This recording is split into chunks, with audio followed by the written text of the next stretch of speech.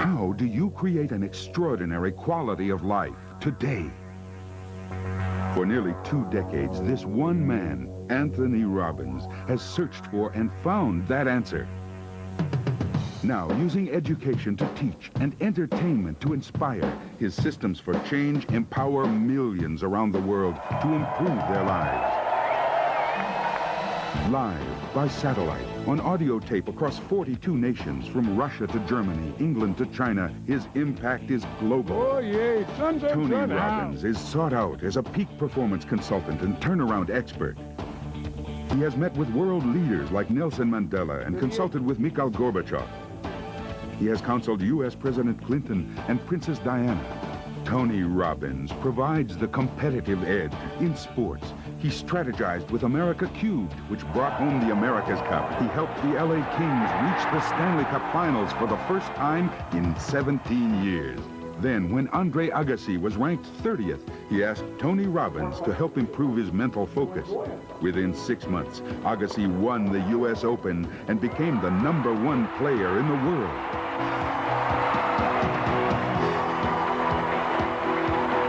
Tony Robbins has worked with people from every walk of life, from the most challenged to the most successful. From people like Quincy Jones, Pamela Lee, Bill Farley, and executives from Fortune 500 companies. From the very famous to the very special. Now, Tony Robbins can be your personal coach with his 30-day personal power system. Learn how to master your emotions. I'm happier today than I've ever been before in my life. Your physical health.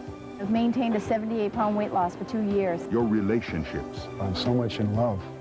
Your finances. From 0 in sales to $7 million in revenue. And balance your life. He's saying, here's the door, here's the key, go for it. Personal Power is the #1 best-selling personal achievement system of all time, with over 25 million educational cassettes sold. Coming up, we'll travel to the big island of Hawaii, where each year more than 1,000 people from 42 nations attend his most exclusive event, Mastery University, to learn a tool you can use to immediately improve any area of your life. Welcome to Anthony Robbins' Life Management Systems. Now let's join Tony at his beautiful island resort in Fiji. Hi, I'm Tony Robbins, and welcome to our Fijian island resort, Namale. It's a paradise here, and we're about to go on a journey together that'll include some time here in Fiji, some time in Hawaii at my Mastery University, and maybe a couple other places where I can share with you just a couple of tools that can help you increase the quality of your life. In just 45 minutes, we can't obviously give you a whole seminar because one little section is 3 or 4 hours, but I want to give you a little appetizer or two of some tools that can help you to, one, increase the quality of your communication. Because my personal belief is it doesn't matter what your goals are, your desires, ultimately your ability to achieve them and to be happy and to be fulfilled comes down to communication. And we all communicate well when we're in an unstressed state. But when we get stressed, we start developing patterns that stop us. So I want to make sure that in order to have that quality of life where you can really manage your life effectively, you learn just a couple of tools in that area. Secondly, if we're going to manage our life and really learn life management systems, we have to know our priorities. So we're going to do a little goal-setting workshop.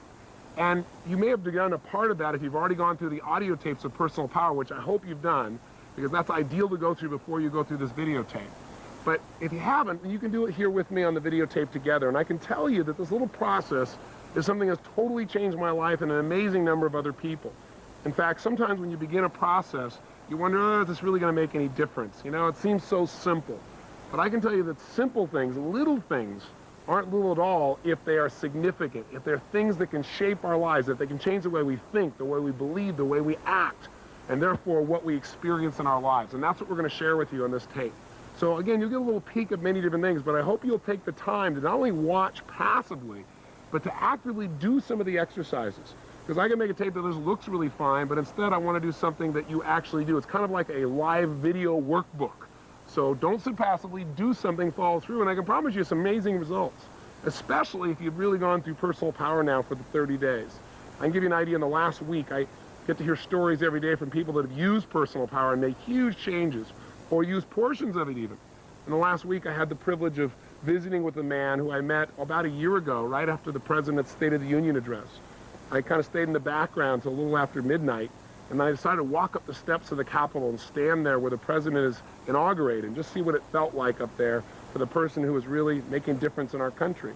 And in the middle of the night, I see this man running up these stairs saying, "Are you Anthony Robbins?" And I said, "Yes." And he reached up and he grabbed my hand and he shook it. And he said, "My name is Bobby Rush." He said, "You know something? I'm a congressman today because of you."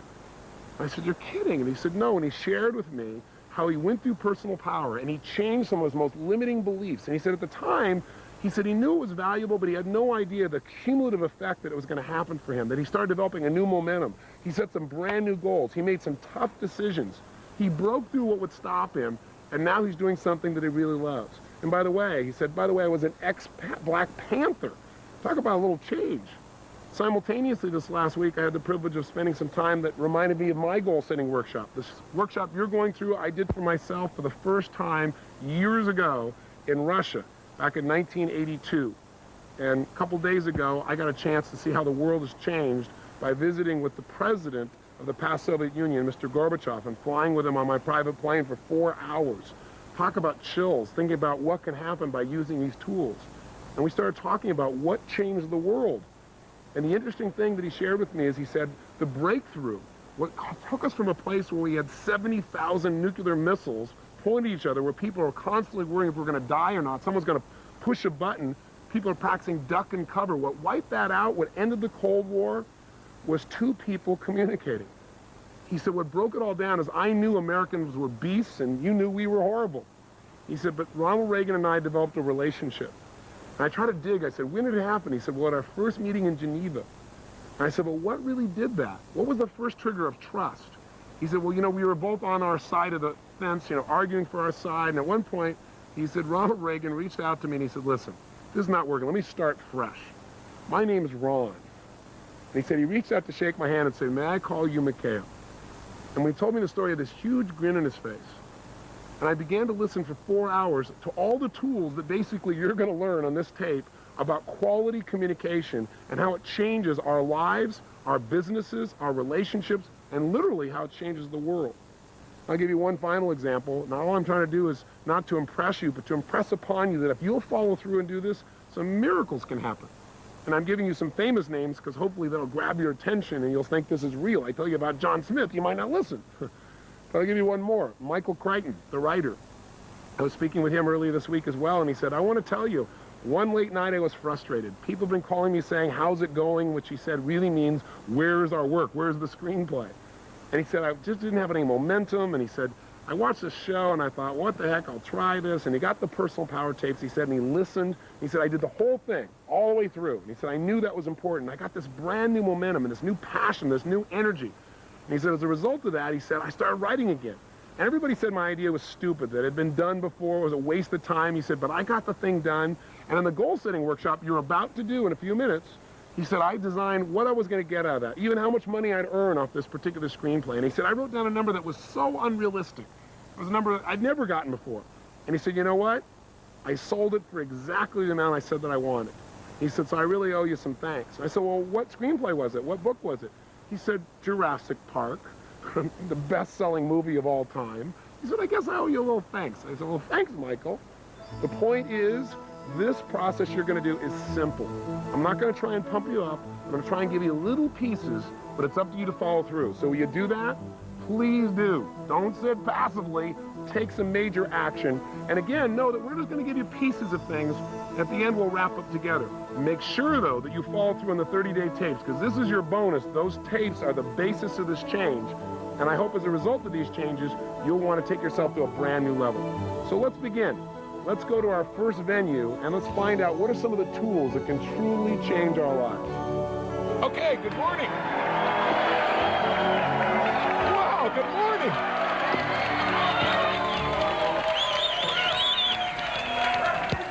Another day, a lousy day in paradise, right? Today, we're going to do something that I'm incredibly excited about. You know, all the things we've done up until now, I know you've all felt huge transformation from. But today, when I first started thinking about it, I thought, oh, you know, this material is so important, but maybe I'll do just part of it because it can get digital. And also, we have joining us by videotape a brand new set of people who will join the 25 million people that have already been exposed to personal power. We've created Personal Power 2 now, the driving force. And in it, we're not just focused on how to achieve your goals, because as many of you know, you've become extremely successful. That's how you got here to be with me in Fiji, how you could afford to be here, both time and money-wise. But you've also learned by your own experience that that's not enough. You got to be fulfilled.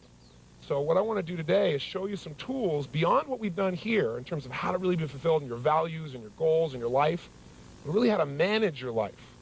Because how many of you found that as you become more successful, sometimes also you've gotten more stressed? Let me see your show hands. Say, ah.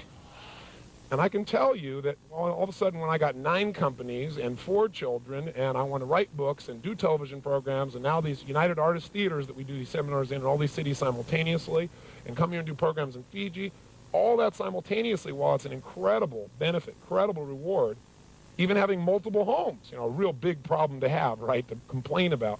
But all those things make a demand on your time and on your energy, on your mental focus, and pretty soon, sometimes success starts feeling stressful. And you start achieving your goals and say, is this all there is? You know, why am I working so hard, you know? Like some people come here to Fiji and somebody says to them, you know, why are you working so hard? The Fijians will invariably ask people this. The guy says, well, I'm working hard because I want to make several $1 million so I can come here and lie on the beach. And the Fijian says, well, I lie on the beach here all the time. I don't have any millions of dollars, right? And when they have what they would call a quality of life, right? Well, so the person's, you know, so caught up in making a living, they aren't designing their life. I can promise you the impact will thrill you. By the way, let me tell you the other side, too. There's always 2 reasons to do things. One reason is for what you'll get. The other reason is for what you can avoid. You know, everything we do is to avoid what? Pain, and to gain some pleasure, the combination of the 2. So I can tell you that if you look around just in my country, and I know we've got about 7 different countries represented here, and people watching will be from countries all over the world. But in my country alone, to give you an idea, 1 out of every 2 couples who get married end up in a what? Think about that. 1 out of 2. Was it always that way? No. What's happened is we were told that in the future, when we had all this technology and all this information, what it would do is it make our lives easier. We'd have more free time. How far has that worked? Not very. For most people, they're working harder. They're more stressed today, even though they're living in the information age when everything's supposed to be so much easier. There's something that's shifting there, and it's because we're not managing our resources effectively enough. And that's what we want to change in this process. So part of what we're going to do here is take a look at what the cost is also if you don't do it and what you can gain. We in our country, to give you an idea, in America also have a situation we got 60 to 70% of the people who are overweight, depending on whose poll you read. Now, how is that possible? Only one way, not managing the resources of your emotional state, of the way you eat food, of the way you move, and it costs you the quality of your life. We have 15 million people, I should say, that every year in the United States are diagnosed as clinically depressed. 15 million. Now, how could that be? Not managing the resources of your mind, your body, so you really feel good day to day. You can feel good day to day, you certainly have, but you've learned tools to do that on how to manage your state. You know, you got a situation in America where you have 5% of the world's population in the United States. We consume 50% of the world's cocaine. Think about that. All this says to me is one big giant frame. People don't know how to manage their resources. They don't know how to manage their state. They're living in a state of immense stress. This session is going to show you how to eliminate the vast majority, not all, but the vast majority of unnecessary stress in your life and put a heck of a lot more pleasure than you ever thought of before. But I think before we start, maybe what would be nice to do, since we have these people joining us by video, is let's give them a big welcome from everybody here in Fiji, from, I guess, 7 different countries. Give them a big hand here. Let's welcome them here with us.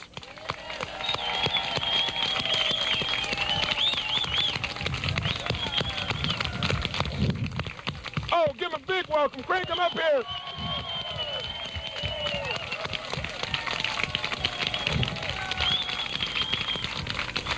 So, now, for these people watching the video, or the individual watching the video, probably thinking, this group is crazy. They're all hyped up. They're all motivated. You know, what is this? They may just be watching this video for the first time. So I know most of you got here because some time ago, some of you years ago, some of you months ago, you were up real late one night. You bought a set of tapes. It's called Personal Power. And they've had a big impact on your life. That's why you came here to Fiji, to expand it to another level and became part of Mastery University. If you were trying to tell a friend what this has meant to you, somebody who's like, oh, will this really work? I just got started. I don't know if it's going to make a difference. And it might help somebody as they're listening to think, yeah, I'm going to listen a little bit closer if I know it really works. Who here would share with them just a few seconds of what it's meant to your life? Back here, why don't you go all the way back in the corner? Yes, Donna. Can I hand her this microphone, please? Give her a hand, it's Donna. Well, I'm Donna Ringo. I'm from Louisville, Kentucky. I'm here with my husband, Bill, which I would have never imagined in a million years that this would have ever happened. So I want to thank you, Tony, but it all started by thinking I had everything I had ever wanted. We had always done dreams. We'd always done goals, written them down. I had a business that I had started and grew from a one-woman office to 15 employees and sold it for over $1 million. And I thought I had everything I ever wanted. And I woke up one night with nightmares, crying because I was so unhappy. Just because you think you get what you want, it may not be what you really need and what you're destined to do. And I went out and watched the television. I was clicking through and I ordered the tapes. And the greatest thing I ever did was listen to those tapes for every single day. I didn't miss a day. I broke appointments so I could listen to Tony's tapes. And it has changed my life completely. I was always happy. Everybody liked me, I thought, or whatever, but I didn't connect totally with people. And I have lost 54 pounds. I have about 50 to go. I have about 50 more to go, but those are going to come off too. I've made some incredible friends that I just dearly love. And we've started another business. I got out of that other deal. It was I'd get the money over 5 years if I stayed and helped manage, and I just said, the money's not important, and I left a lot of money on the table. And started another business, and we're making more money with 3 people than we did with 15, which I like. And, Life management there, boy. Absolutely. And not only in the process have we always made a lot of money, but we never made it stick. And last year we invested over $50,000 thanks to Tony's techniques. So, and our relationship was always great, but I have to tell you, this week it's gone to a new level. Thank you. Thank you. It all started with a taste. Thank you, Tony. I noticed Bill took a bow when you said that. You know, it's easy sometimes, you know, when you're around something so much, take a little bit of it for granted, especially yourself, and how much progress you've made. It's kind of like your children, you know. People come to me and say, boy, Josh has sure grown. I go, yeah, he sure has, sort of, you know. But now that my son's at Switzerland going to school, he comes back 3 months later, he's a giant, you know, because I have some contrast. I'm not around it as it's growing incrementally. I get to see the full impact. So you might want to think about a little bit today, and those of you on tape, how far have you really come? Even though you may have some challenges in your life, how far have you come? And most of you are doing so much better than you give yourself credit for, and most of you here are starting to give yourself a bit more credit, I notice, because you're smiling a lot more. Now, so today is life management systems. Question, what does everybody want? If we're going to manage things, we've got to manage them to get a result. So what does everybody want? Tell me. They want peace. What do they want? Yes.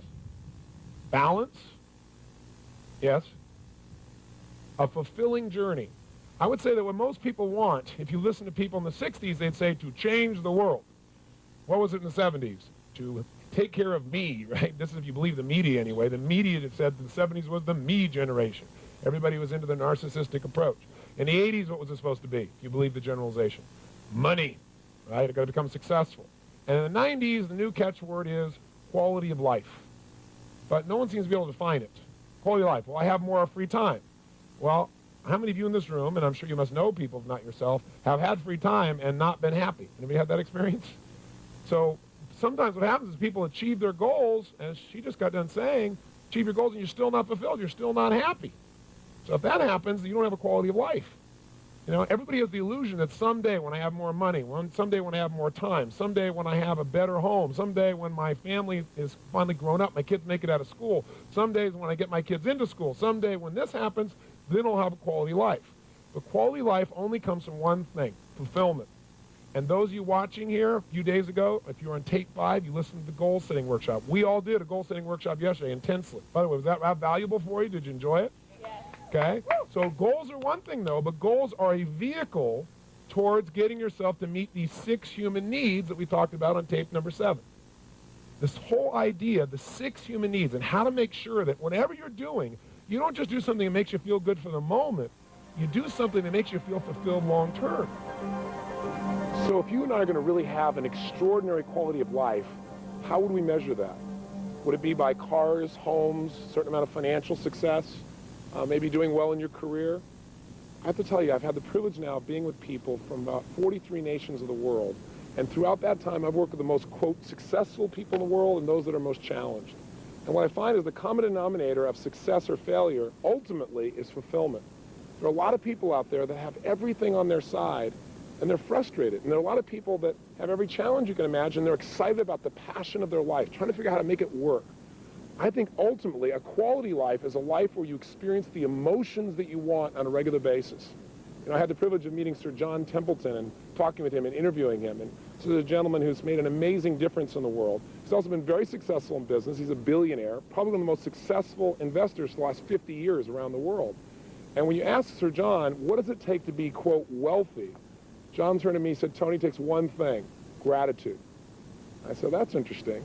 He said, yeah, because it doesn't matter how much money you have in your life or anything else. If you're not grateful, you're not rich. I think that's really true way beyond the money, right? It's about all the areas of our life. So ultimately, what I really hope that personal power will do for you by your taking advantage of these tools is show you how to live in a place where you feel the joy, the excitement, the passion, the love, the connection, all the emotions that you really want in life, and spend a lot less time in that frustration or that overwhelm or resentment or anger or anything else that used to dominate maybe your life or people that you care about. Because think about it. If we don't manage the ultimate resource of our emotion, where does our life go? We can be brilliant. We can have great ideas, great desires, but we're not going to follow through. We're not going to go start a new business unless we can generate the emotion that gives us drive. We're certainly not going to be in a position where we stay close to the people around us. Have you ever, for example, been in a frustrated state of mind and then snapped at one of your children and had nothing to do with them whatsoever? Felt bad about it maybe afterwards? Or maybe you've been in a place where you misinterpreted someone's intent. You thought they had some secondary approach or gain of doing something with you, and they just really cared. But you're in such an angry state, you kind of filtered it wrong. I don't know if you've ever done that, but I've been guilty of both those things in the past. And I don't want to be guilty of it in the future. And there's a way to create change. Now, I'm assuming, first of all, that you already know two of those ways because you've already done those personal power tapes, right? You're not supposed to be watching this video unless you first do those tapes. But just in case you didn't, I'll give you a little review. 2 skills that immediately change the quality of our life by changing our emotions. And by the way, out of our emotions come all of our behaviors. If you're on a roll, if you're in a peak state, if you're feeling passionate, you will follow through. On the other hand, if you're feeling passive and quiet and tired, you're not going to follow through. So the ability to change your state in a moment is the secret to not only peak performance, but a quality life. So how do we do that when we're constantly in a world where we're being interrupted? Like, we may hear some airplanes here. You might have to bear in mind with me. We have to both manage our states here. But the way you do it is 2 ways. And by the way, I'll show you these 2 ways real quick, remind you. And then what we're going to do is I'm going to take you to Hawaii, and I'm going to have you sit in on one of my seminars, and I'm going to teach you a skill that'll show you how to immediately increase your drive to do certain things. For example, there's some things you know you need to do, but you have a hard time getting yourself to follow through. Or maybe there's some things that you want to do too much. Like you want to eat that pizza, you want to have that chocolate, you want to do something that's kind of destructive, and you need to lower the amount of drive, lower the urge to follow through. I'm going to teach you a really valuable urge management tool that's so simple you can use it immediately. But first, let's do a quick recap, okay? Number 1, whether or not we're happy or not, the way we feel determines the way we behave. So for example, can you remember a time in your life when you're really on a roll, where things were just flowing, where it's like it was effortless, where it's just like you didn't have to think about it, you just thought afterwards, how the heck did I do that? I'm sure you have. Have you also had times in your life, though, when you couldn't remember your own home telephone number or how to spell the word the, where it felt like you could do nothing right? And what's the difference in performance? You're the same person, you have the same ability or skill, but in one situation you perform brilliantly, the other one kind of brutally. The difference in people's behavior is not their ability in most cases. It's the state that your mind and body is in at that moment in time. So how do we change our state if we're feeling frustrated or we're feeling depressed? Well, first of all, we have to learn and pay attention to what we naturally do when we're in a peak state versus what we naturally do when we're in an unhappy state. And by the way, you can use this to change performance immediately. I've done it with top athletes. Some of you saw in the infomercial Andre Agassi. Now, a whole series of athletes I've done this with where I'll help them discover when they're at their best, they just flow. They don't think about how am I going to hit that ball. I asked Andre when I first met him, I said, listen, have you ever hit a tennis ball perfectly? And he said, well, of course. I said, well, then stop trying to figure out how to change your swing, and let's get you back in that same state of mind where you naturally do this. Let's find out what the triggers were. And the first place we looked is step number 1. To change your emotion, you must change the way you use what we call your physiology. That's a big word, but physiology just means the way you move, the way you breathe, the way you use your facial expression. I got some sun here, I'm squinting. It changes my state. But the way you move affects everything. So for example, if a person's feeling depressed, do they take on a certain physiology, a certain posture, a certain breathing pattern? I mean, think about it honestly. What's the posture of somebody who's depressed? Where are their shoulders?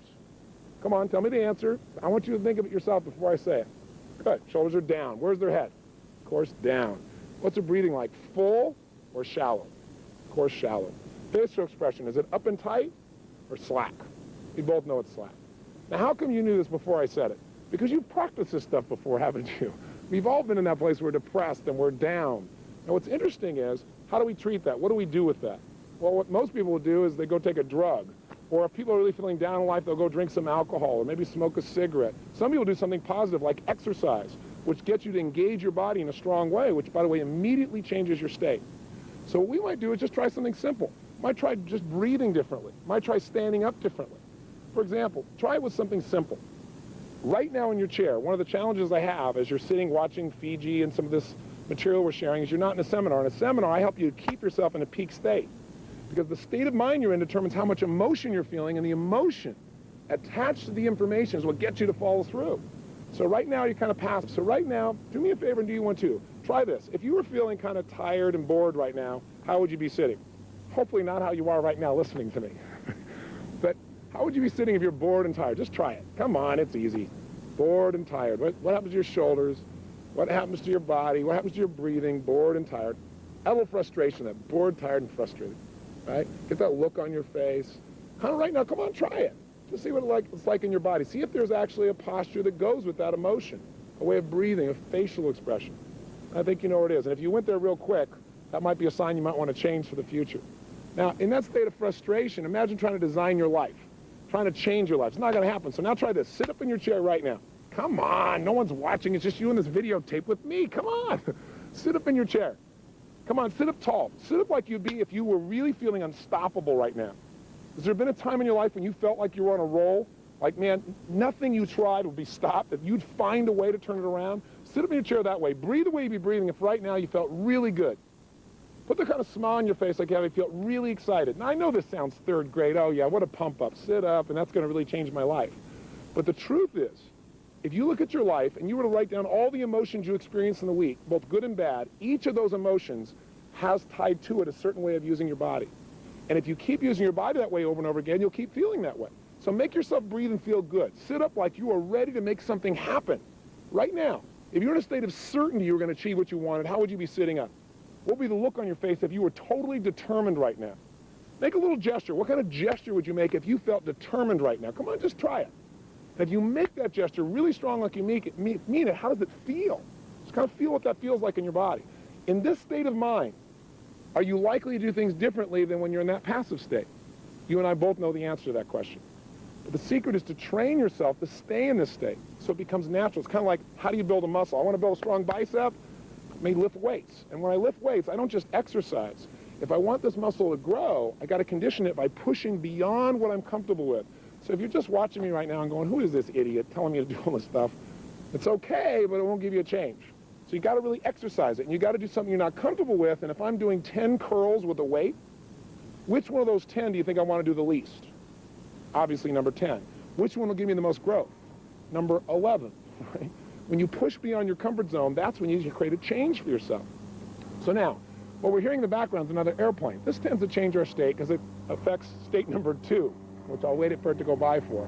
The second thing that affects our state is what we focus on. What you and I focus on, moment to moment, radically changes the way we feel. So as that thing goes by, if you focus on the sound of the plane, which would be the natural thing to do, it's going to change your state. But I'll give you a better example. If you're in a position where you want to condition yourself to feel good, you got to control what you consistently focus on and how you consistently use your body. So for example, if you wanted to feel bad right now, I bet you could pull it off. Do you have any memories from your past, some horrible memory that if you thought about it in detail and really focused on it, you'd feel really lousy all over again? You got an experience like that? Some people say, heck, I got zillions of them. I got a menu of experiences. Other people tell me, why go back to my past? My present is crappy enough. Some people are not satisfied with that. They think of things that haven't even happened yet, and they focus on them. Horrible things that haven't even occurred and feel bad about them in advance. You don't want to fall into that trap. So both of these become habits, by the way. People come to me all the time and they say, I don't know what it is. I don't know what it is, Mr. Robbins. I just feel down all the time. Why do you think I feel so down? Well, part of it is look at their body. Part of it is what do they constantly focus on, how things haven't worked out, how they can't turn it around, and their body's in a lousy place. Pretty obvious. Other people say, I don't know what it is, I feel so up all the time. What do you think is I feel so up all the time? And it's pretty obvious. But we forget the fundamentals, don't we?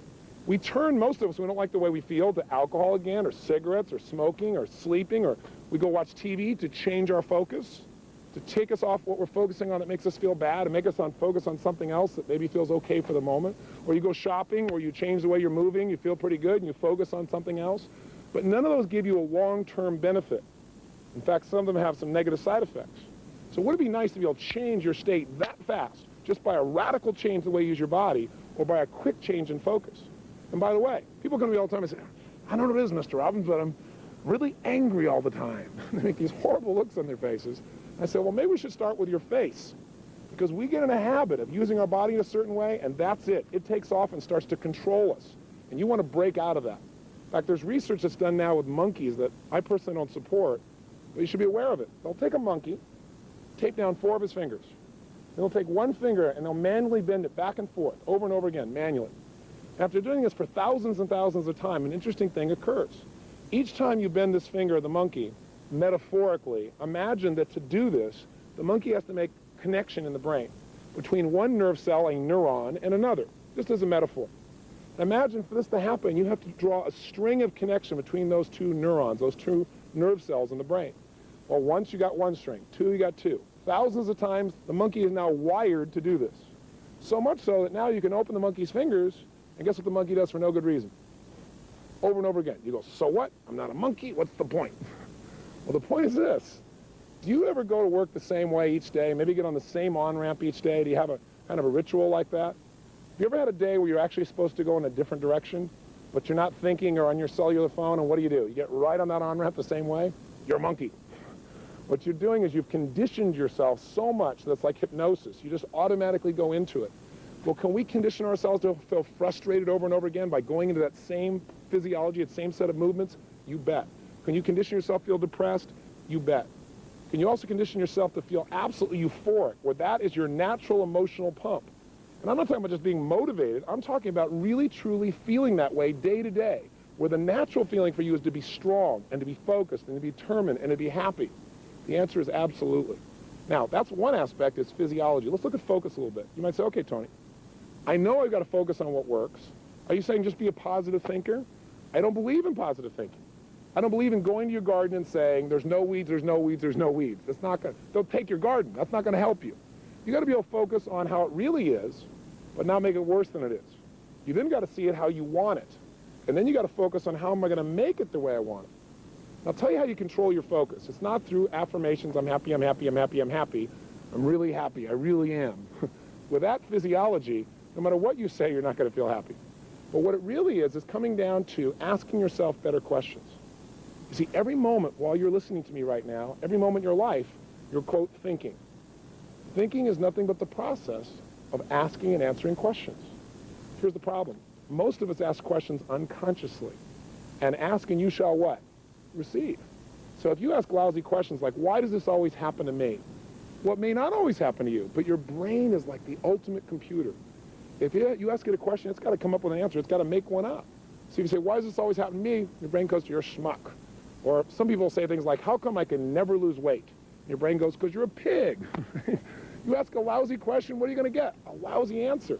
A better question might be, how could I lose weight now and enjoy the process? Because if you say, how can I lose weight now, your brain will just go on a diet, and you go, oh, I don't want to go through that again. But if you say, how can I lose weight now and enjoy the process, your focus goes to not only achieving, but enjoying the process. You might say, you know, I've always wanted to ride horses. Maybe I'll take horseback riding lessons. I won't even be thinking about it and also lose weight.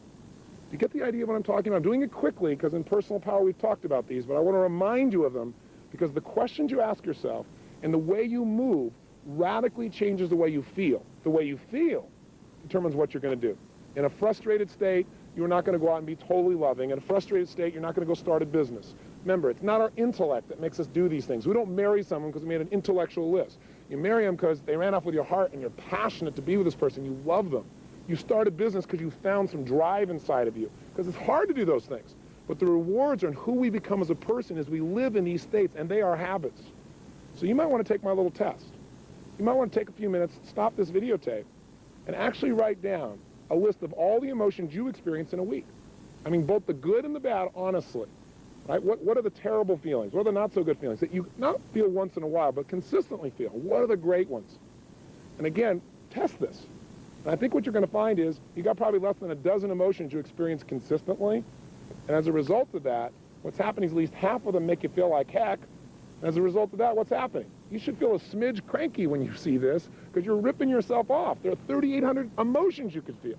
So quality life is a life of powerful, positive emotion that you're able to share with the people around you, whether it be your kids or anybody else, because you're feeling it, not because you're pumped up, not because you're trying to be positive or give something to someone else, because you really feel that way. And if you got everything else in the world, you got the money and the homes and the cars, and you got success, and everybody respects you, and you change the world, but you're not happy, then you got a John Belushi on your hands. Guy that tons of people love, did what he loved in his life, and he's gone because he didn't make himself feel good. He made everybody else feel good. Or an Elvis Presley. Or maybe your neighbor. Or maybe you in your past. It certainly was my past. So I really want you to take a look at this. Let me offer you one other little tool, and then I'll take you to Hawaii. It's a simple little thing. So simple. See, I'm a big believer in profound knowledge. Profound knowledge to me is something that is so powerful, but is so simple. It's something that as soon as you understand it, whether it be a strategy or an idea or a distinction, that the minute you understand it, you can immediately change the quality of your life as well as anybody else's life that you have the privilege to actually touch. So here's a simple idea. I call it incantations. We all know about self-talk. You know, you should talk to yourself right. But you can self-talk yourself like crazy. You're great, I'm great, I'm great, I'm great, I'm great, and you still feel like heck. So that doesn't do it. We know about affirmations. I'm happy, I'm happy, I'm happy, I'm happy. The difference between an affirmation and what I want to talk to you about is something I call incantations. The literal dictionary definition of incantations is magical words spoken forth. Now, when you speak magical words, they have an impact on you. What's the magic that takes a word into something that actually changes our life? Well, repeating it over and over again is okay, but it's emotion. I mean, think about it. That's what starts wars. That's what makes you fall in love. That's what changes your life is emotion. So we have certain phrases that we say to ourselves a lot, over and over again.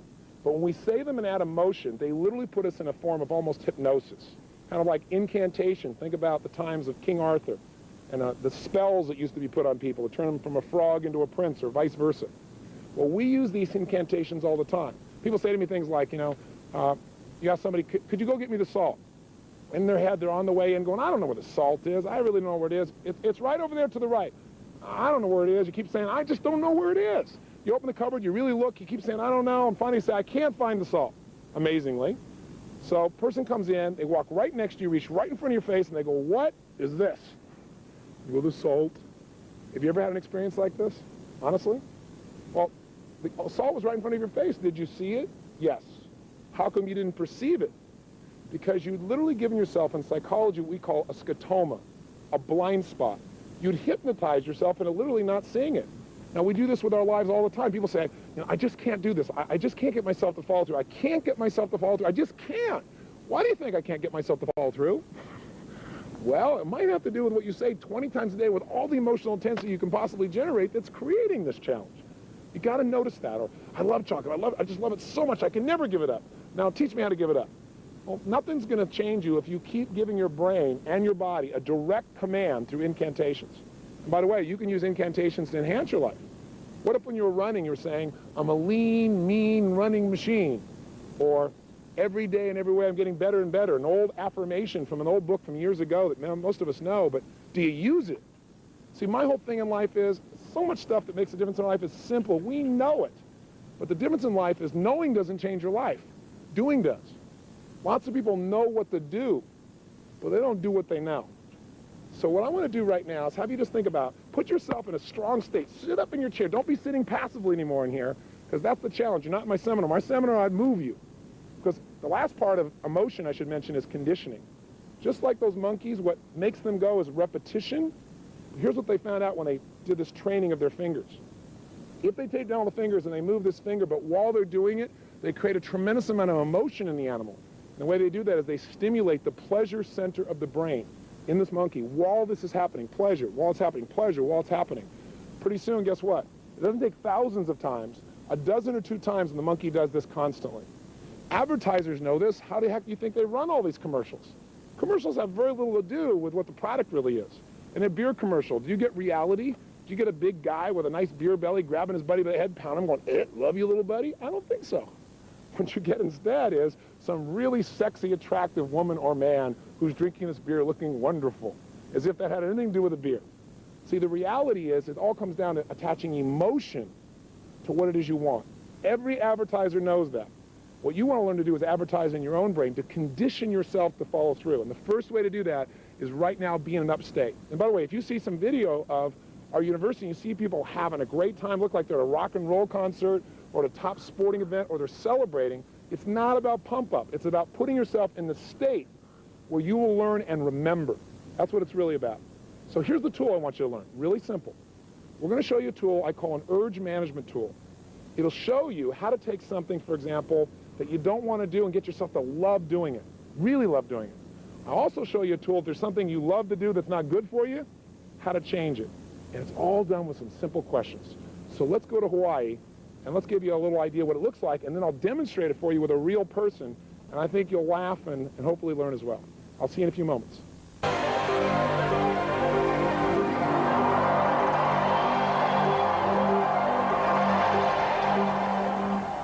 I want to give you one other little tool, and it's a tool that is so simple again.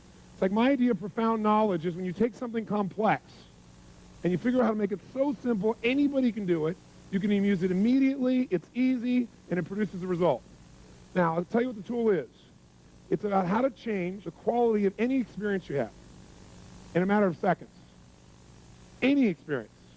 Lovemaking, a business situation, a meal, exercise, anything. And the tool I'm going to talk to you about is called the quality quantifier. And what it really is about is how to increase the quality of any experience you have. I developed this tool because people have used like the personal power product, for example, around the world and made major changes in their weight. For example, how many of you use that product to lose some weight? Let me see your hands. Now, do people overeat every moment they're alive? Yes or no? They only eat when they're in overeating what? State. When you get in that state, you lose all your consciousness about what to eat, about how to eat, about how much to eat. It's gone because you're in a state of such urgency.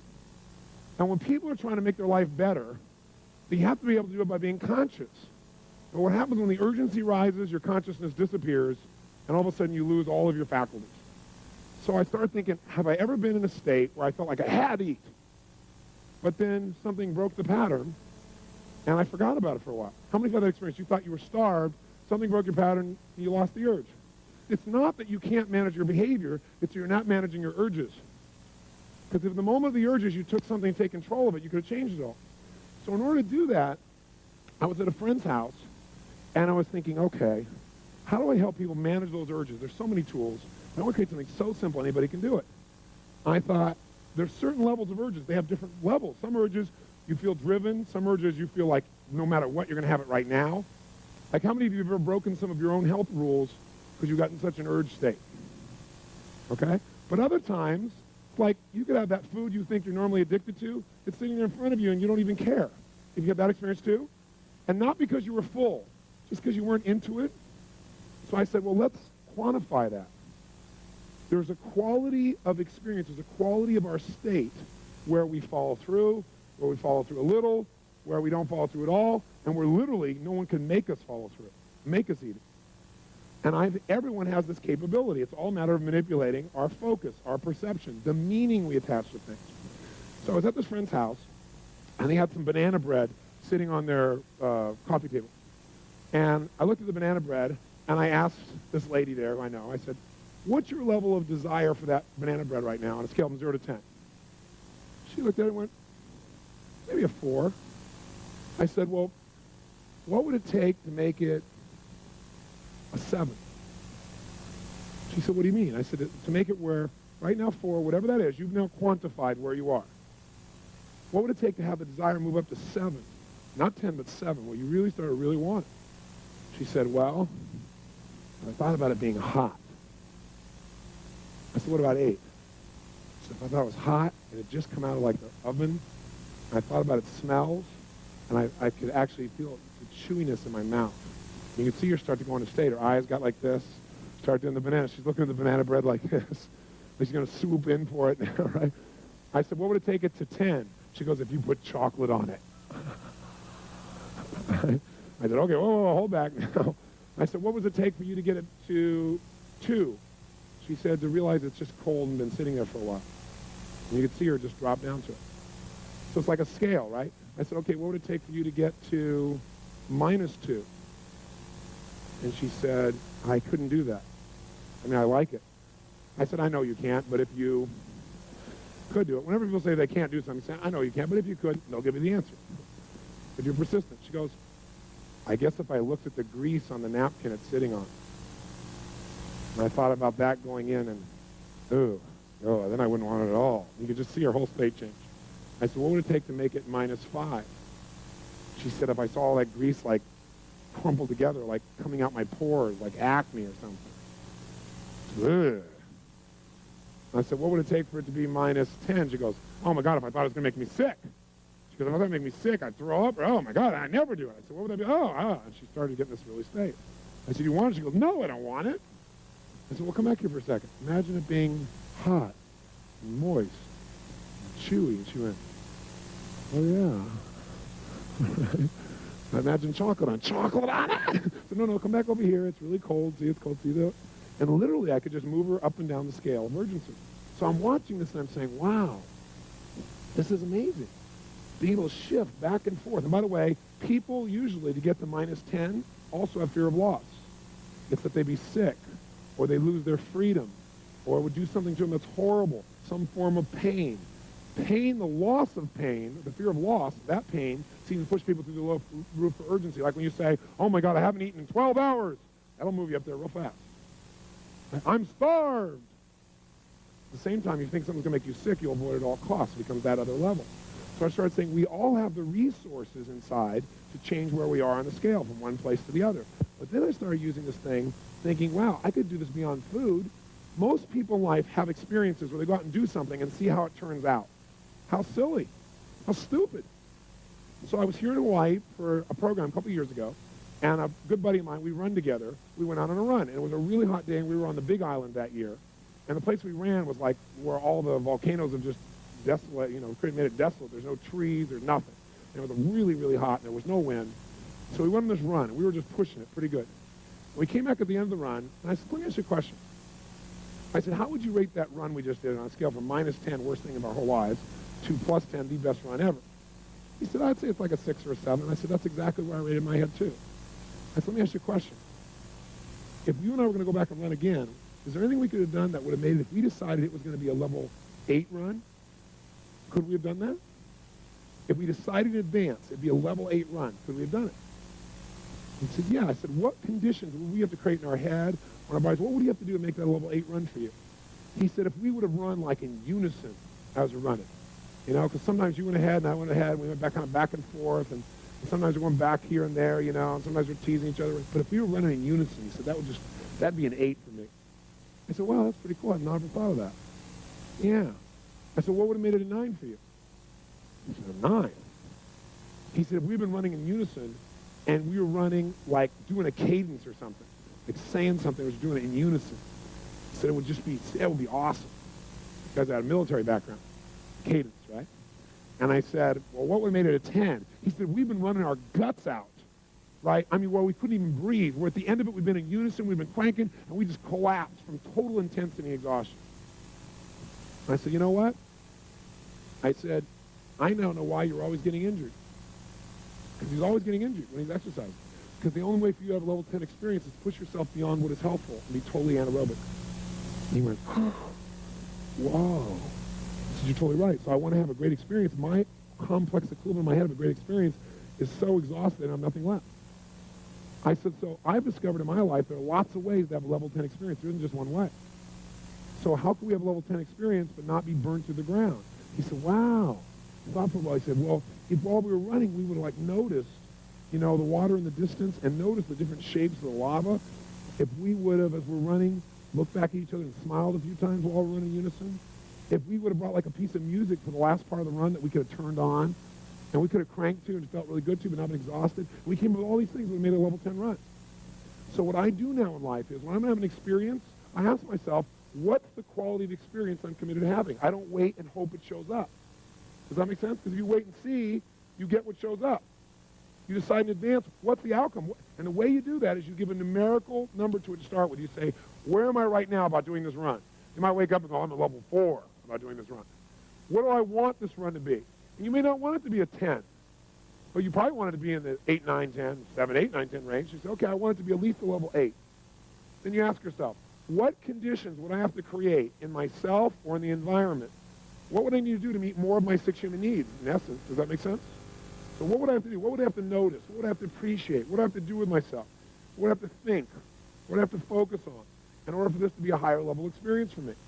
And what happens is you then set yourself up for victory. And I came back after this run. I was so juiced because, like I said, now I can have a great run whenever I want. I can just decide to, figure out the conditions, make it happen. We all have this illusion that life makes us feel a certain way rather than we create the conditions within ourselves that generate our life. So false. So what you want to do is see where are you, step 1, 0 to 10. Step 2, how do you want to feel? Describe some of those feelings. Step 3, give it a numerical number. It's going to be a level 8 experience or 9 or whatever. Step 4, what are the conditions that I can control? Not, I'll be happy if you do everything I want. And then go do that. Now I'll give you an example of this also. At the same time I was there, I shared this with a group about my run with my buddy. And this one man raised his hand. He said, but running for me is a -10 experience. I said, why? He said, because I'll die of a heart attack. I said, have you died in a heart attack in the past? Is that how you know? He said, no, but I was running one time. My heart started beating out of me. I said, well, how long ago was that? He said, it was 10 years ago. I said, well, are you in better shape, worse shape? What does your doctor say? He said, oh, my doctor says I'm in really, really great shape, but I can never run again because I know what that means. I said, well, great. Tell me what it means. And so he told me what it was at -10. I said, what if it was only -3? I didn't go to +10. That's too big a jump. Do you follow me? One of the big things is you go, I'm going to have a level 10 experience, and you don't even know how to do a 4 yet. So you got to go from, like, wherever you are at 1 or 2 and go to 4, and then go to 6, and then go to 8, and move your way up. I didn't take him to 10. I said, now, as long as you know you're healthy, and you're running in a way that does not tax your heart, you're being totally aerobic, you're going to walk if necessary, you're wearing a heart monitor the whole time. I said, could you do that? He said, yes. He was looking forward to it. He came back the next day. I said, what was your level of run? He said, I got to tell you, it didn't work. Everybody looked, and he said, I had a level 16 run. So I want to show you how to do this in a kind of a fun way. Let's take pizza. I think that'll be an easy example. It's a fun example. Who here is absolutely, totally, completely addicted to pizza? You could swallow 2 or 3 of them right now. I mean, nothing can stop you from pizza. That's how much you want it. A total addiction to pizza. If you have that addiction, stand up so I can see it. All right, hold it. All right, how about this gentleman right here? Come on down, sir. Give him a hand. Come on down. This is Bill. Give him a hand. It's Bill.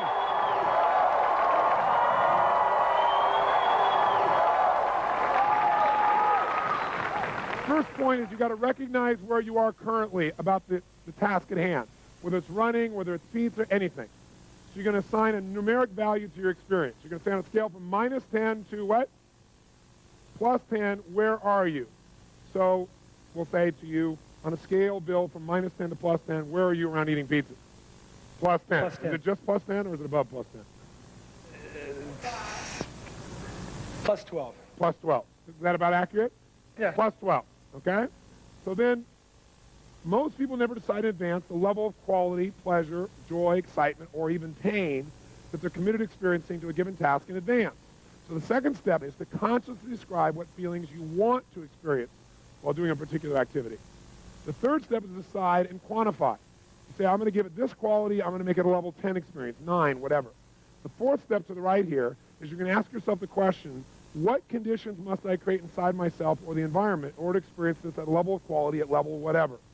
Okay? What do I need to focus on, appreciate, what do I need to do with the task in order to change how I feel about it? What we'll do here with Bill is we will ask him where he is, and we'll get him to move things for us and tell us what he has to do to change it on the scale. So, Bill, if you imagine this is our scale from -10 to +12. We'll have to add 2 more here for Bill. Okay, so +12. What I'm going to do is I'm going to put the pizza in front of him, and he'll describe for us a little bit what are some of the qualities that he needs. So, Bill, here is a pizza, sausage pizza. Well, first off, I don't eat sausage or pepperoni. You don't eat sausage or pepperoni? I love the cheese and the other aspects of pizza. Cheese pizza.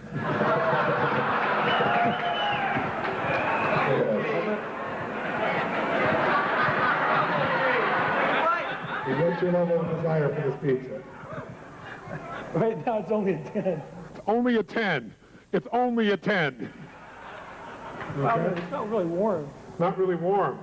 Well, imagine it warm. 10. 10. Imagine it getting warmer. Imagine some mushrooms on it. Okay, imagine some mushrooms on Maybe it. a 12. The 12. So imagine it with mushrooms on it, warm. Mm-hmm. Sun-dried tomatoes. Some dried tomatoes. Dried tomatoes, mushrooms, cheese, melted cheese. Look, stay down. Dripping with cheese. Dripping with cheese. Dripping with cheese. Extra cheese. What kind of cheese? Extra cheese. Extra cheese. What's your level of desire at that level now? About 15. About 15. Okay, so extra cheese, does that help him get in that state? Well, let's write down, what does he do to get it higher? Write it down on your little sheet here. To get even higher, what does he do? He adds in his mind that it's really hot. He adds in his mind that it's got mushrooms. And to get it to 15, he puts on extra what? Look at his face when he even says it. Look at his face. And sun-dried tomatoes, thank you. Now, think about this pizza now, and I want you to take this pizza, if you would, and put it down, if you would, to level 8. Go ahead and hold it with the other hand. Level 8. Tell me, what do you got to do to make it level 8? Plus 8. It's not really, it wouldn't be warm. To be warm. And maybe it's just cheese pizza or... Oh, I gotta give you, I'm sorry, I gave you the wrong one, didn't I? Yeah. There we go. Yeah, if it wasn't really warm, if it was just slightly above room temperature, maybe it'd be an 8. Slightly above room temperature, which is about what that one is. Okay, so that's an 8. Bring it down to a 3. It'd have pepperoni and sausage on it. Okay. Call both of them now. It looks more attractive when he's got more. Did you see his face? Oh. I just don't want to drop it. Okay, that's fine, no problem. So make it a 3 and it's got sausage on it because you don't eat sausage or pepperoni. Because after all, you're one of those guys that has a pizza and a light beer. I don't drink beer either. Oh, okay, you don't drink beer either. Do you have a soft drink? Diet Coke. Before the seminar. Before. I understand. I'm not on your case. I'm your buddy. But isn't that what we all do? It's not just him. Yeah, give me a big extra cheese pizza and a light Coke. Okay, it's a sausage. Make it a 0. What you should be noticing is not just what he says. Do you see the change in his head? Do you see the change in his breathing? His facial expressions? Is he in the same state? Yes or no?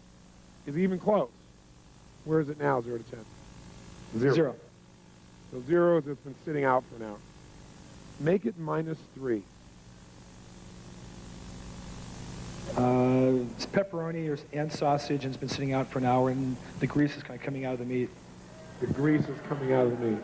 Can you picture that? Mm-hmm. Can you see that? Yeah. Yeah.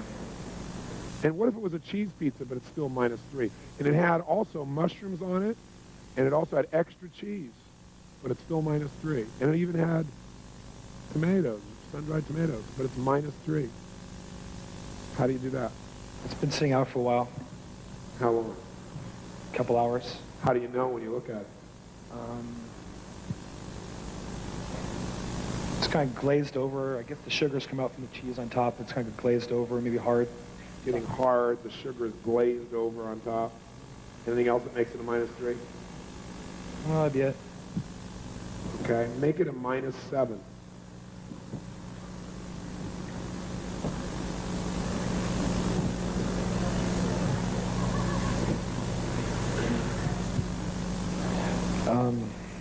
I can smell the meat kind of rotting a little bit. Smell the meat rotting. Smell the meat rotting a little bit. Where is it now? -7. It's at -7. Bring it down to -9. But it has no meat. It's -9. It has mushrooms. It has extra cheese. It has sun-dried tomatoes, and it's -9.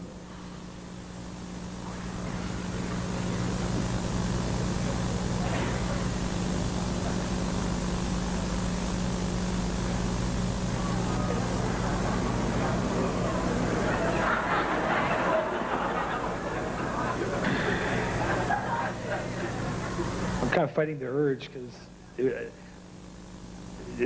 I'd be smelling the rancid smell of cheese in my stomach. Okay, go ahead and do that. Well, I don't want to throw up here. But I mean, I would get that urge. You'll get the urge, but I won't let you throw up.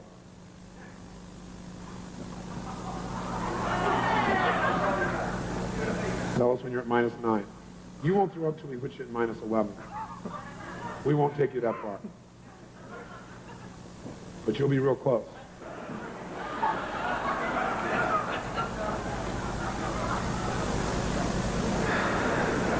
Tell us where you are now. -8. -8. Take it to -9. What are you focusing on? Take it to -9. The smell. Smell of what? Like cheese, rotting cheese. Rotting, rancid cheese. Can you see what it looks like too? And smell it? I couldn't even look at it. Can't even look at it. Go ahead and look at it while you say that. Look at it. Think pizza. That's it. Just look at it. Think pizza. Tell me when you're at -9. Imagine mushrooms, extra cheese. Mushrooms, extra cheese, pizza. That's it. Mushrooms, extra cheese, pizza. That's it. Mushrooms, extra cheese, pizza. Where are you right now? Scale of 0 to 10. Mushrooms, extra cheese, pizza. Smelling the rancid smell. Look at the pizza when you think about it also. See it and smell it. That's it. Hang on, hang on, hang on. That's it, that's it. Mushroom, extra cheese, smell it. Smell the rancid smell. That's it. Smell the rancid smell. That's it. Smell it. Smell it. There it is. Smell the cheese. You can smell it. That's it. Smell the extra cheese. That's it. Smell it. Extra cheese. I'd like some extra rancid cheese. Where are you? 0 to 10, right? -10 right now. -9, -9, -10. Don't go to -11. Don't go to -11. Okay.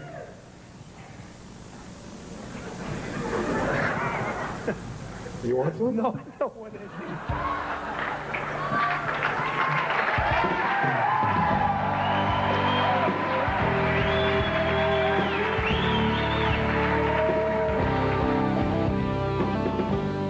So does that look like a fun and hopefully valuable tool? I know it's deceivingly simple, so you might say, well, I don't know if that's really going to change the way I really feel, or maybe it'll change the way I feel for the moment, but it's not going to last. In fact, Lisa Gibbons, who was the person who interviewed me in the infomercial that you saw before you got these tapes, she was at that program, and afterwards she came up to me and she said, how did you know he was going to change so fast? I said, because everybody does. We all have the same nervous system, and when we use it effectively, it's like a computer. When you know the right code, you can change it rapidly. It's this hypnosis we have that change has to take forever. It has to be painful that keeps us from changing. And I said, it'll last. You watch. She said, well, we'll see. So we just followed up about a year later with this gentleman, Bill. And what's interesting is, not only has he not touched any pizza for an entire year, I mean, not even close, but he said he's never touched any more cheese. And here's the best part. Is it because he can't? No, he could go back and change it tomorrow if he wants to. I'm not about taking away people's choices. But he doesn't have an urge to. He doesn't have any desire, is what he said. I just don't want it. Wouldn't it be nice to eliminate one of your addictions through this simple process? Now, it's true if you are, like, say, loving chocolate, and you keep saying, I love chocolate, I just love it, I love it, I love it, I love it, I love it, and you give yourself this incantation, remember that? Or with all this emotional intensity, you talk about how much you love it all the time, and then you go to do this to change, highly unlikely it's going to last because you're going to be giving your brain a different message. So you have to make sure that you control your internal dialogue by creating a new incantation that supports you, and you have to make this adjustment. So I want you now to do this so you see that it really works. You can do it with food, you can do it with something that you're doing right now that's not so good, and figure out, okay, if right now my level of desire for this food is at a 9, and I don't want to eat this food or this alcohol or this whatever, how would I lower it? And don't try and go from 9 to 0. It might be too big a jump. Let's say, well, what would it take for me to only like it enough that I consider it on a 0 to 10 scale to be a 7 or a 6? And really think about it. And by the way, the state you're in when you're asking these questions makes a big difference.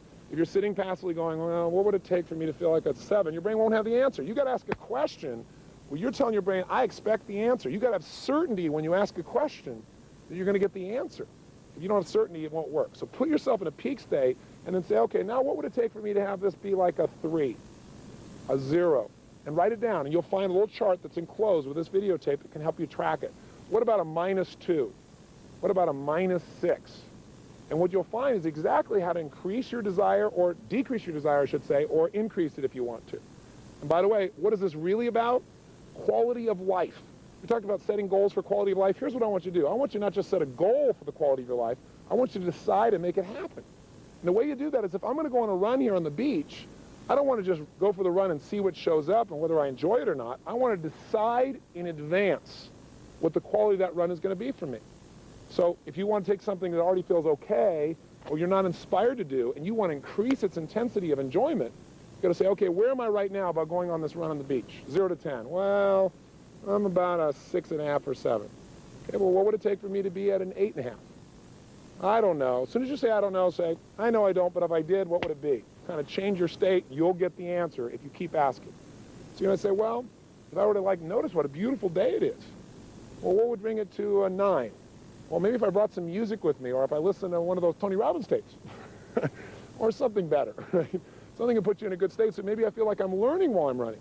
Well, maybe I could get it to a 9.5 by doing an incantation as I'm running. I'm a lean, mean running machine. Or as I'm running, all I need is within me now. All I need is within me now. All I need is within me now, with tremendous energy and emotion. Right? If you do that over and over again, how's that going to feel? You know? All I need is an airplane to go away so I can finish this tape.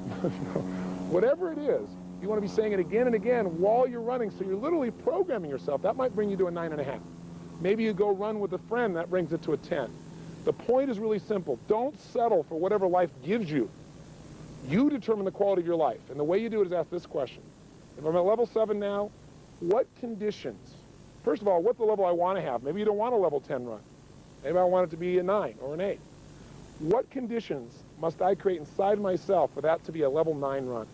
What conditions? What do I have to notice? What do I need to appreciate? What do I need to believe or experience in order to really do that? What do I need to add to the experience? What do I need to think about? What do I need to listen to? And if you'll ask that question, you'll get the answer. So I know I've dumped a lot on you in this tiny little tape and kind of jumped you all over the world here, but my goal here is really to get you to do the 30-day tapes. I'm not, on this little videotape, going to get you to follow through all these things, but those tapes will allow you to do a little bit each day where it's not invasive on your life. And if you'll just do the little exercise at the end of it for 30 days, I promise you, radical changes. There's a reason why there's 25 million of these tapes out there and so many people from every walk of life that have gotten results. Because it's a way of conditioning and creating lasting change. So please, go do those tapes, and if you're done, then I'm sure you've already got a great story to tell me. So when this tape's over, make sure you do this exercise. Don't say, oh, that was kind of interesting. Stand up and do it. In fact, before I leave you, stand up. Come on, get up off the chair. Stand up just for a second. Come on, stand up. And as you're standing up right now, try something real fast. Stand the way you stand when you're not sure what to do, when you're feeling kind of uncertain. In fact, if you want to try something right now, think about something that you'd like to have happen, a goal or desire. And right now, stand the way you stand when you hope it works out. Come on, try it. How do you stand when you hope? Where are your shoulders when you kind of hope so? Sure hope it works out. I hope this darn tape program makes a difference in my life. Sure hope so. You know? How do your shoulders look? What's your breathing like when you're uncertain? You don't really know. Where's the weight in your body? Where do your hands tend to go? Say something in uncertain tone. There's nobody around, it's just you and me on tape. Go ahead, try it. Yeah, I hope so. Hope. What does that feel like? Is your voice loud or quiet? Slow or fast? Shoulders, hands, where do they go? How does it feel about your ability right now to actually achieve this goal? Probably not very great. When you think about it, maybe you think about it working and also not working. Now try this. What if you were worried? What would you do? Try and be worried a second. What do you do? Maybe tense up a little bit? Get out of that. Put yourself in a state of certainty right now. How would you stand if you were absolutely determined that your goal would become a reality? If you were going to use this to truly change your life? Come on, if you're not standing up by now, please stand up. Right? Stand up. Feel strong. How do you stand when you are totally determined to make something happen? If you knew beyond a shadow of a doubt, you have decided this will be and therefore it will be. If you didn't even know how you're going to do it, but you just decided you were going to find a way or make a way. Have you ever been in that place where you felt like you're in a role, where you felt like nothing was going to stop you? Even if you haven't, stand that way now. Who do you know who's unstoppable? Stand like that. Pick some movie character, an Arnold Schwarzenegger or somebody outrageous, somebody, and be in that state. Because remember, when you change your posture, when you change your breathing, most importantly, when you change the way you move, emotion is created by motion. The tempo at which you say something will change you. So right now out loud, in a state of certainty, say anything out loud about your goal. I will achieve it. I will make this happen. Whatever you want to say, but try it right now. And that state of certainty, do it now. Come on. And that state of certainty, right now, feel how good that feels. And in that state, I'd like to ask you to take some action. And the action is do this exercise immediately. So either pick something you want to lower your emotion for, or pick something you want to enjoy more and change it right now. When you go turn this off, take action. If you do, I'll know you'll have some nice results to tell me as well. And I hope, after you finish these 30-day tapes, you'll write me a personal note about what's happened in your life. That's what I do this for the most. That's what juices me. I'd love to hear the story of your success and your enjoyment. And also, I hope I get a chance to see you in person. I gave you a $100 discount to come to one of my seminars because I hope you'll come take advantage of that. There's nothing like being in the environment where you get personal live coaching to get something done. And if you join me at Master University, you won't just get mine, but you have people like Norman Schwarzkopf teaching you leadership, and people like Peter Lynch, who's taught in the past for us finance, and people like John Gray to show you how to make your relationships work. So if you're interested in that, please look at the back of your book or call us with the number at the end of the show. But I just want to say to you that I hope this is not the end but the beginning of our relationship. But regardless, what I wish for you the most is a quality of life that is extraordinary. And that's done by you deciding to make it that way and using the God-given talents that you and I already have. So create an extraordinary life, enjoy yourself, take care of yourself and your family, make a difference in the world, and most importantly, live with passion. God bless. I hope to see you soon.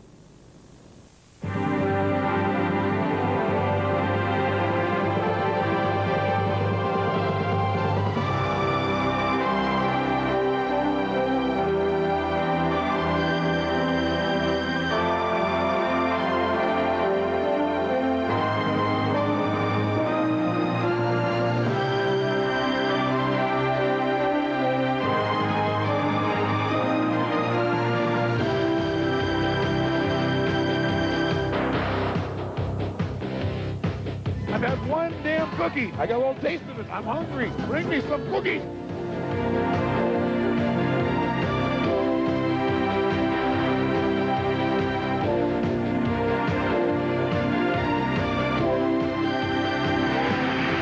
You want to make God laugh? You tell him your plan.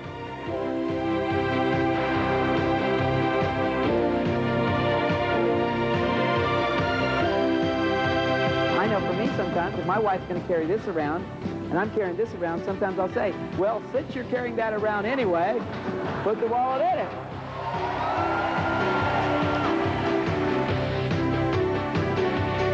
If you competed with those folks, you knew they were great. You should have bought the hell out of that stuff.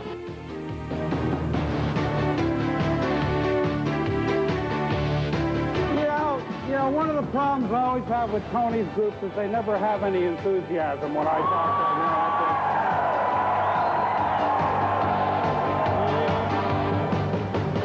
them. Well, dear, I think you should do what you think is best.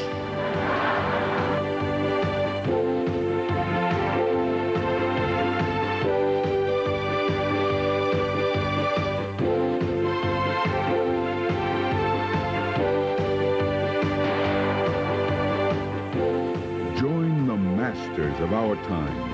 Perfect the life of your dreams. Anthony Robbins, Mastery University.